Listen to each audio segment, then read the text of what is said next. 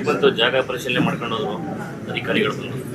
ARA ಎಲ್ಲಿಗೆ ಬಂತು ಅನ್ನೋದನ್ನ ಸರ್ಕಾರಕ್ಕೆ ಕೇಳಬೇಕು. ವರದಿ ಕೊಟ್ಟಿದ್ದಾರೆ ಸರ್ ನನಗೆ ಅವರು ಹೇಳಿದ್ರೆ ಬೇರೆ. ಬಂದು ಸ್ಥಳ ಪರಿಶೀಲನೆ ಅವರಿಗೆ ಏನು ಸರ್ಕಾರದಲ್ಲಿ ಹೇಳಿದ್ರು ಎರಡು ಭಾಗದಲ್ಲಿ ಹೋಗಿದ್ದಾರೆ. ಮತ್ತು ಅದರ ಬಗ್ಗೆ ಸಂಪೂರ್ಣ ವರದಿಯನ್ನು ಜಿಲ್ಲಾಧಿಕಾರಿಗಳು ಕೊಡಬೇಕು. ಕೊಟ್ಟ ನಂತರ ಪ್ರೊಸೆಸ್ ಶುರುವಾಗುತ್ತೆ.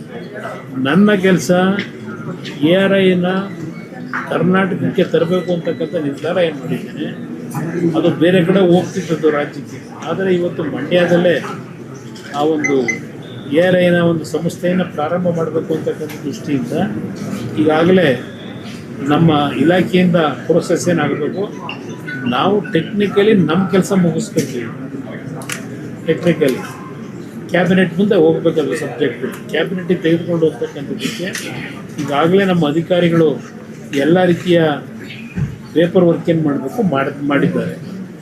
ಸುಮಾರು 750 ಕೋಟಿ ಮೊದಲನೇ ಹಂತದಲ್ಲಿ ಹಣವನ್ನು ತೊಡಗಿಸ್ಬೇಕು ಅಂತಕ್ಕಂಥದ್ದು ತೀರ್ಮಾನ ಆಗಿದೆ. ನನಗೆ ಗೊತ್ತಿಲ್ಲ, ಜಾಗ ಬಂದು ಪರಿಶೀಲನೆ ಮಾಡಿದ್ದಾರೆ.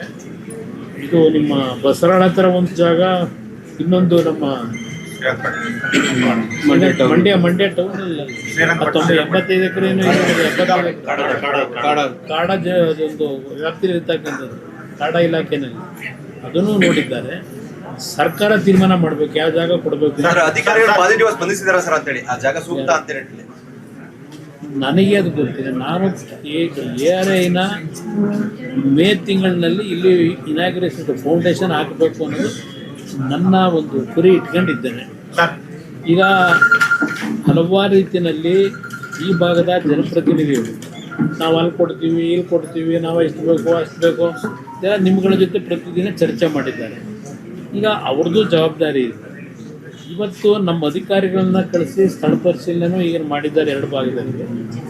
ಆ ಟೆಕ್ನಿಕಲ್ ರಿಪೋರ್ಟ್ ಕೊಡಬೇಕಾಗಿರೋದು ಜಿಲ್ಲಾಧಿಕಾರಿ, ಸರ್ಕಾರಕ್ಕೆ ರೆಕಮೆಂಡ್ ಮಾಡಬೇಕು. ಇವತ್ತು ಸರ್ಕಾರಕ್ಕೆ ರೆಕಮೆಂಡ್ ಮಾಡಿ KDBಯಿಂದ ಕೈಗಾರಿಕಾ ಮಂತ್ರಿಗಳೇನಿದ್ದಾರೆ ಅವರು ಆ ಒಂದು ಮೂಲಭೂತ ಸೌಕರ್ಯಗಳನ್ನು ಕಲ್ಪಿಸ್ಕೊಟ್ಟು ಕೊಡಬೇಕಾಗಿದೆ. ಅದಾದ ತಕ್ಷಣ ಪ್ರಾರಂಭ ಮಾಡಲಿಕ್ಕೆ ನಮ್ಮದೇನೇನು ಸಮಸ್ಯೆ ಇಲ್ಲ. ನಾನು ಸರ್ಕಾರಕ್ಕೂ ಕೇಳಿದ್ದೇನೆ. ಇವತ್ತು ಕೇವಲ 100 ಎಕರೆ ಅಲ್ಲ, ಇವತ್ತು 500 ಎಕರೆ ಮೇಲೆ ಇವತ್ತು ಯಾವ ಒಂದು ARIನ ಮಾಡ್ತಕ್ಕಂಥ ನಿರ್ಧಾರ ಮಾಡಿದ್ದೇವೆ. ಇವತ್ತು ಹಲವಾರು ಕೈಗಾರಿಕೋದ್ಯಮಿಗಳು ಹಲವಾರು ಕೈಗಾರಿಕೆಗಳನ್ನು ಆಗ್ತಕ್ಕಂಥದ್ದಕ್ಕೆ ತುದಿಗಾಲಲ್ಲಿ ನಿಂತಿದ್ದಾರೆ.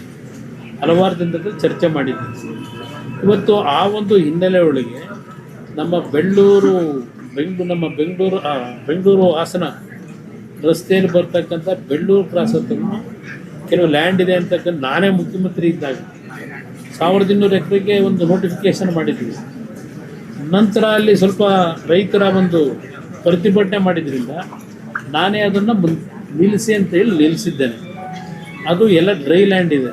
ಕೆಲವರು ಬೆಂಗಳೂರಿನಿಂದ ಬಂದು ಜಮೀನು ತಗೊಂಡಂಥವ್ರು ಸ್ವಲ್ಪ ಅದ್ರ ಬಗ್ಗೆ ಜನಗಳ ಜೊತೆಯಲ್ಲಿ ಸ್ವಲ್ಪ ರೈತರಿಗೆ ಎತ್ಕೊಳ್ತಕ್ಕಂಥ ಕೆಲಸ ನಡೀತದೆ. ಈಗ ಪ್ರಾಮಾಣಿಕವಾಗಿ ನಮ್ಮ ಮಂಡ್ಯ ಜಿಲ್ಲೆಯ ರೈತ ಬಂಧುಗಳು ಭೂಮಿಯನ್ನು ಕೊಡತಕ್ಕಂಥ ನಿರ್ಧಾರ.